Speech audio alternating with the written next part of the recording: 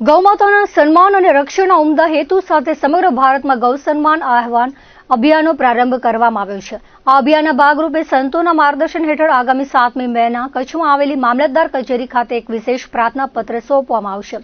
અગાઉ 27 એપ્રિલના રોજ સમગ્ર દેશમાં ગૌ સન્માન દિવસની ભવ્ય ઉજવણી કરવામાં આવી હતી, જેમાં ભારતના અંદાજે 5000 જેટલા તાલુકાઓમાં આવેલી મામલતદાર કચેરીઓ દ્વારા રાષ્ટ્રપતિ, વડાપ્રધાન, રાજ્યપાલ અને મુખ્યમંત્રીઓને સંબોધીને પ્રાર્થના પત્ર પાઠવવામાં આવ્યા હતા।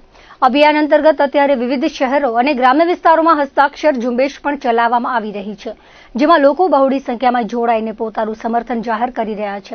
મહિલા મંડળો પણ આ કાર્યમાં ઉત્સાહભેર ભાગ લઈ રહ્યા છે, પોતાના હાથ પર મહેંદી મૂકીને ગૌ સન્માન અભિયાનને અનોખી રીતે ટેકો આપી રહ્યા છે।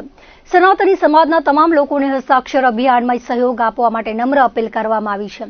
ગૌ માતાની સેવા એ જ રાષ્ટ્રની સેવા છે તેવા મંત્ર સાથે શરૂ થયેલા આ અભિયાનનો મુખ્ય ઉદ્દેશ ગૌ હત્યા પર સંપૂર્ણ પ્રતિબંધ મૂકવો અને ગૌ માતાને સત્તાવાર રીતે રાષ્ટ્રમાતા તરીકેનું ગૌરવ અપાવવાનું છે। 7મી મેના યોજાનારા કાર્યક્રમમાં કચ્છના નગરજનોને મોટી સંખ્યામાં હાજર રહેવા અનુરોધ કરવામાં આવ્યો છે।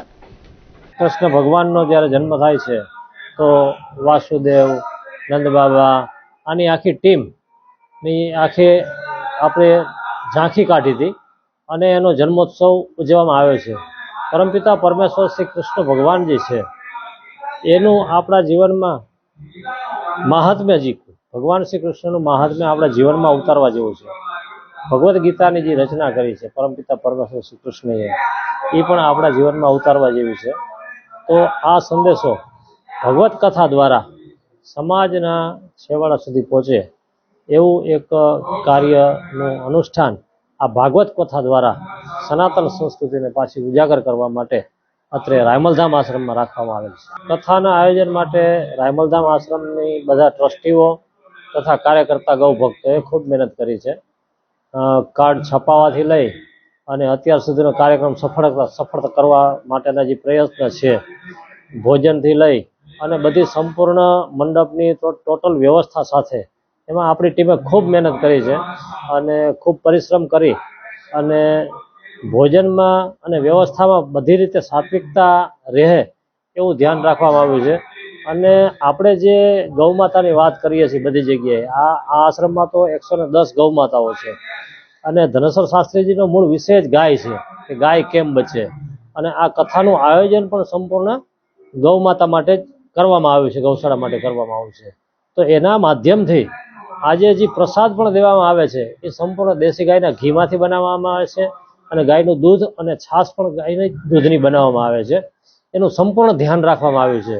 તો આ વિષય જ્યારે સમાજના છેવાડા સુધી પહોંચે તો જ દેશી ગૌ માતાઓ, ભારતીય દેશી ગૌ માતા વેદલક્ષણા છે એ બચી શકે। આ વિષયને પણ એક દ્રષ્ટાંત રૂપ સમાજને આપ્યું છે કે આવા ક્યાં પણ કાર્યક્રમ થાય, ભગવત કથા થતી હોય, તમારા સત્સંગ મંડળોમાં સત્સંગ થતા હોય, ક્યાં પણ ભોજન પ્રસાદની વ્યવસ્થા હોય, લગ્ન પ્રસંગ હોય, બધી જગ્યાએ ગૌ માતાના દેશી ઘી, દૂધ, છાશ, માખણ જ વાપરવા જોઈએ, જેનાથી આપણો ગૌવંશ બચી શકે। ગૌ આહવાન અભિયાન છે એ ભારત દેશની અંદર અત્યારે આપણે ભારતની દેશી ગાય છે અને ગૌ માતા તરીકે માનીએ છીએ।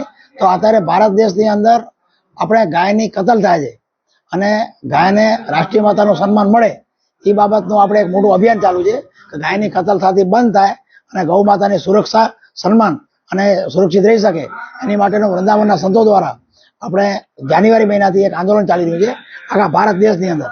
તો કચ્છ જિલ્લાના આપણે 99 તાલુકામાં અભિયાન ગૌ માતાની સુરક્ષા માટે અને ગૌ માતાને સન્માન મળે એની માટે કચ્છ જિલ્લાની અંદર 99 તાલુકામાં અમે આખો પ્રવાસ કરી અને સંતોનો અમે આપણે રૂબરૂ મુલાકાત કરી અને એમને આખો અભિયાન વિશે જાણકારી આપી છે। સમગ્ર ભારતમાં સનાતન ધર્મની ધરોહર એવી ગૌ માતાનું જે ગૌ સન્માન આહવાન અભિયાન સમગ્ર ભારત વર્ષના સંતો દ્વારા ચાલી રહ્યું છે અને એમાં ખાસ કરીને 5000થી વધારે તાલુકાઓમાં આજે વાતે ગાતે ધામધૂમથી ખૂબ સન્માનપૂર્વક એક આવેદનપત્ર તહેસીલદારને આપવામાં આવ્યું, મામલતદારશ્રીને।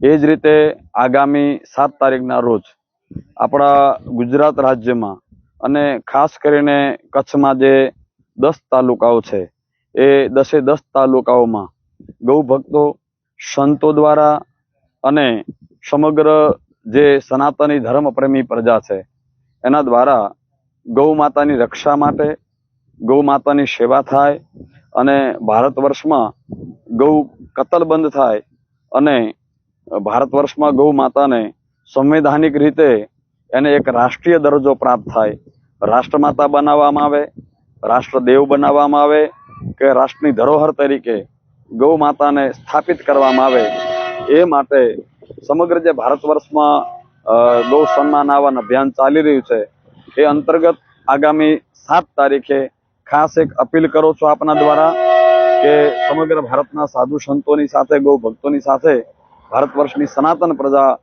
એ જોડાય એવી ખાસ વિનંતી છે. હું યજમાનપતિ છું એ વાત સાચી છે, પણ આજે જે કૃષ્ણ જન્મ થયો એ તો ખરેખર આપણને એવું લાગતું હતું કે ગોકુળ, મથુરા, વૃંદાવન અહીંયા સાક્ષાત છે, ભગવાન અહીંયા સાક્ષાત બિરાજમાન હોય એવી આપણને અનુભૂતિ થતી હતી.